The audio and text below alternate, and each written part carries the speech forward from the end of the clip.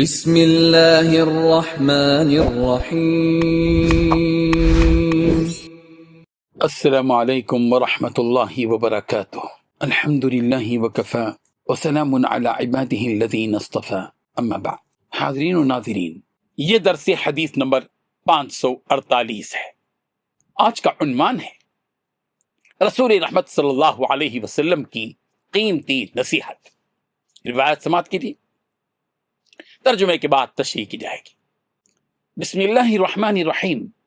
عن عبد الله بن عمرو رضی اللہ عنہما قال قال رسول اللہ صلی اللہ علیہ وسلم اربع اذا كن فيك فلا عليك ما فاتك من الدنيا حفظ امانه وصدق حديث وحسن خليقه وعفة في طعمه، رواہ احمد والبیہقی فی شعب الایمان۔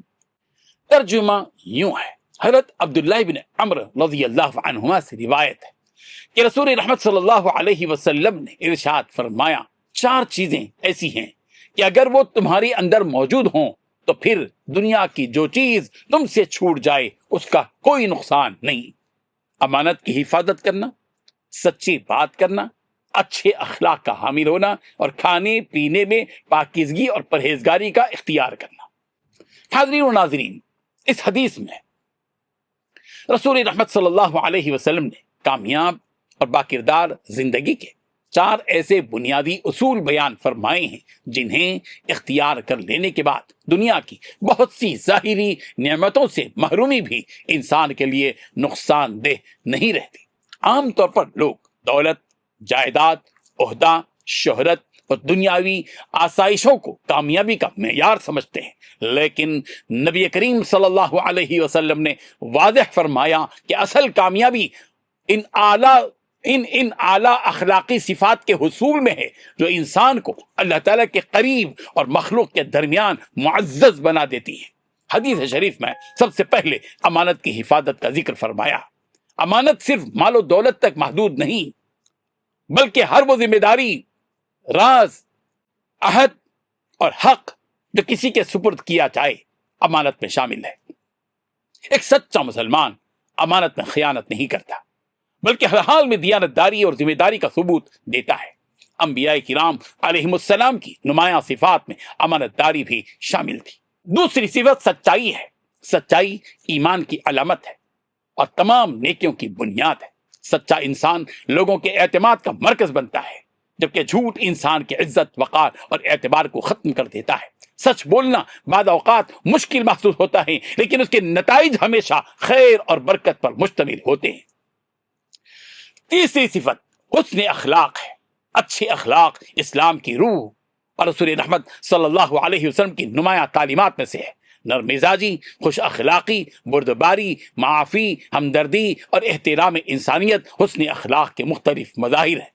اچھے اخلاق کے ذریعے انسان وہ مقام حاصل کر لیتا ہے جو کبھی کبھی کثرت عبادت سے بھی حاصل نہیں ہو پاتا۔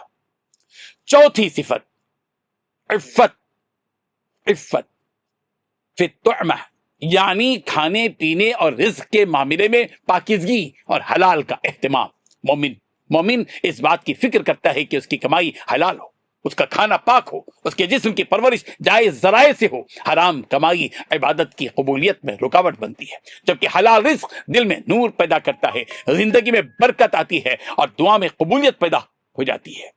رسول رحمت صلی اللہ علیہ وسلم نے ان چار صفات کو اپنی اتنی اہمیت دی کہ فرمایا کہ اگر یہ نعمتیں کسی شخص کو حاصل ہو تو دنیا کی بہت سی ظاہری کامیابیوں سے محرومی بھی اس کے لیے نقصان کا باعث نہیں ہوتی۔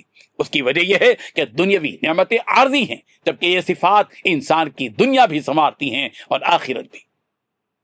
آج کے دور میں جب مادہ پرستی، نمود و نمائش اور دنیاوی مقابلہ آرائی نے لوگوں کو اپنی لپیٹ میں لے رکھا ہے، یہ حدیث ہمیں یاد دلاتی ہے کہ حقیقی کامیابی بینک بیلنس، جائیدادوں اور شہرت میں نہیں، بلکہ امانت داری، سچائی، حسن اخلاق اور حلال رزق میں ہے۔ یہی صفات ایک فرد کو بہترین انسان، بہترین مسلمان اور معاشرے کا مفید فرد بناتی ہیں۔ اللہ تعالی ہمیں امانت داری، سچائی، حسن اخلاق اور حلال و پاکیزہ رزق کی دولت نصیب فرمائے اور ان صفات کے ذریعے دنیا اور آخرت کی کامیابی عطا فرمائے۔ آمین۔ وآخر دعوانا ان الحمد للہ رب العالمین۔